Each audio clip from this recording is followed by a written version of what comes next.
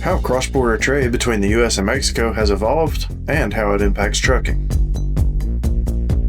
Hey everybody, welcome back. I'm Jason Cannon, and my co-host, as always, is Matt Cole.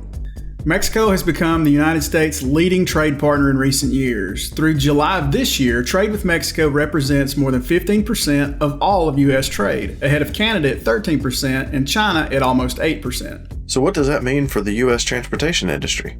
Third-party logistics provider Sunset Transportation has some insights.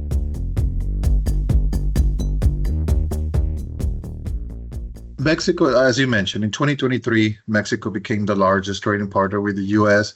And I believe there were different reasons why. Primarily in 2019, when the first Trump administration renegotiated NAFTA, now USMCA, one of the changes that was made was that the rules of origin were changed. So how much content of the product is from Mexico, Canada, or the U.S., it's from one of those three countries, whether instead of being from Asia or Europe.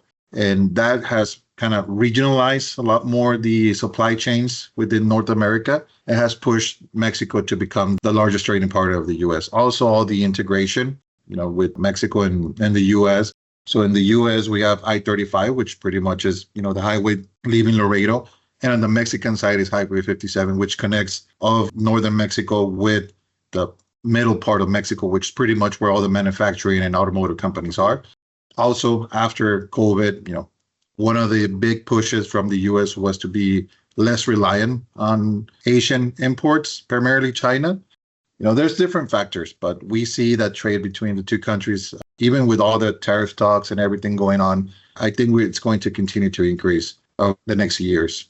Additionally, it's been 30 years since NAFTA started. So as you mentioned, and we've seen it, everyone, key players that are involved with trade have grown, right? And so it's more interconnected than ever, especially in logistics as per se.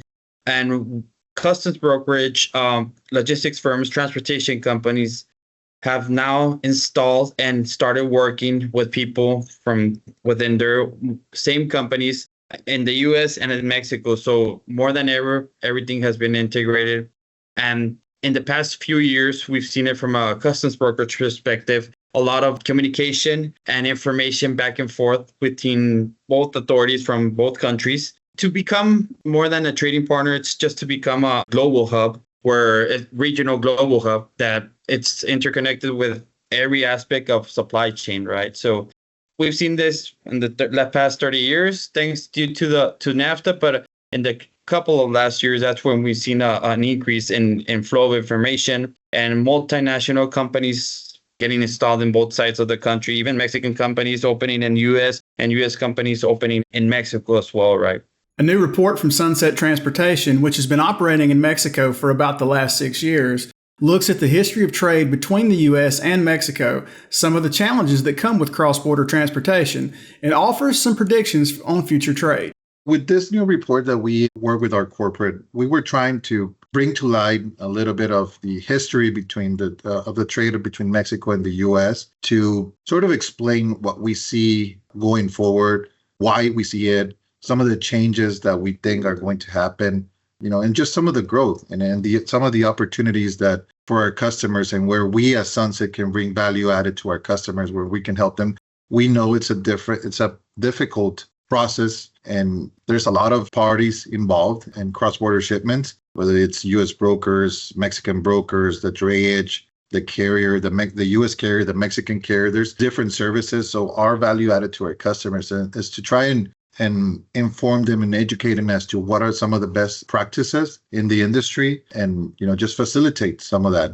We always say that the Laredo or any border between Mexico and the U.S., it's always like a black hole. Like nobody knows what's going on there and how it works.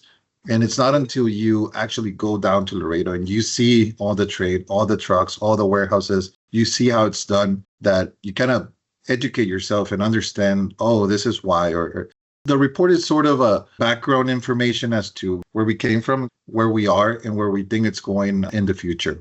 Much like we've seen in the U.S. with cargo theft surging in recent years, cross-border freight is also dealing with that same challenge. I would say that one of the biggest challenges right now is security concerns. Unfortunately, in Mexico, there's still a lot of cargo theft that happens, primarily in specific regions of Mexico, but it's across the country. That's one of the main concerns, and how we navigate that, and some of the best practices that we can implement, whether it's the drivers, only driving during the day, avoiding certain roads, inform the customer shippers about, additional insurance for their freight. Those are some of the things that we can do to mitigate the risk. Now, the risk is always going to be there, but there's steps that we can take to mitigate it as much as possible.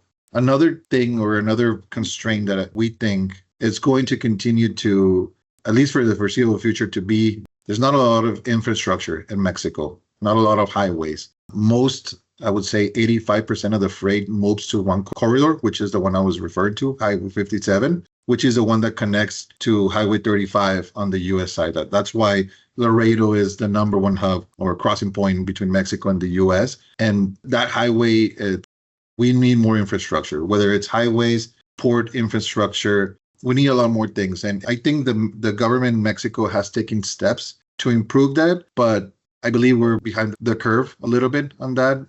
Another thing that needs to be revised is the customs regulatory being compliant. We see a lot of our clients that they forget as to what the steps to take in order to clear Mexican customs, right?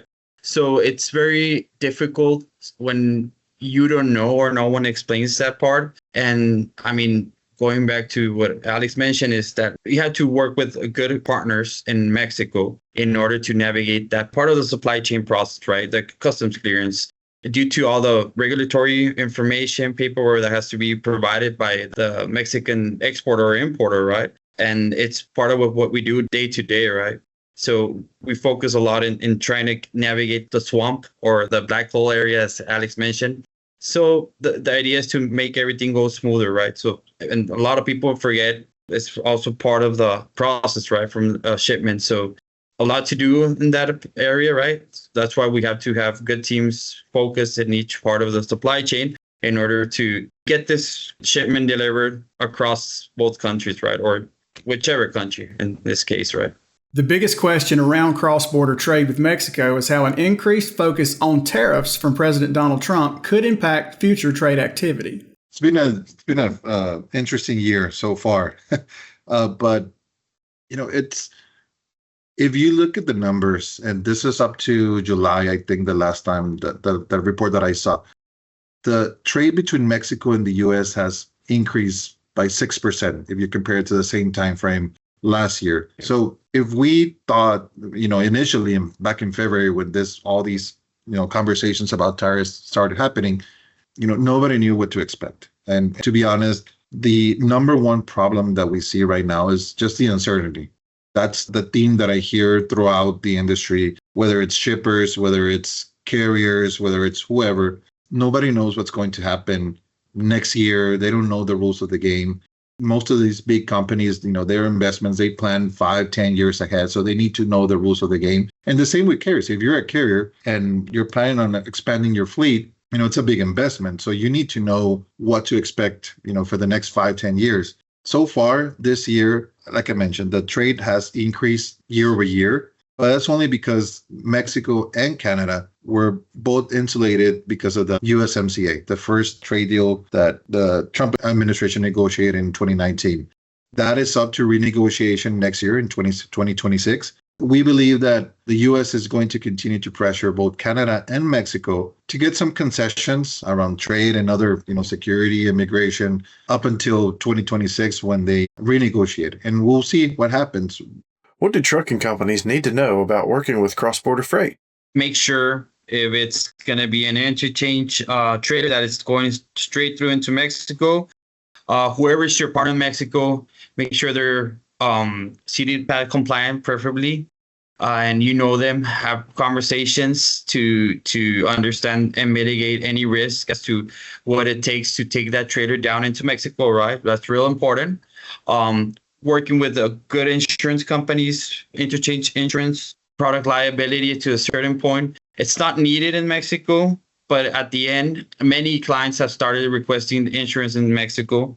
So it's also important to emphasize and ask the question to the client, whomever you're moving that into Mexico, make sure to let them know about the risks. And there is no Mexico insurance unless it's, as I mentioned, we have to contract that for that specific shipment. And making sure also where that trailer is heading to in Mexico, there's specific areas in Mexico that are high crime, very unsafe.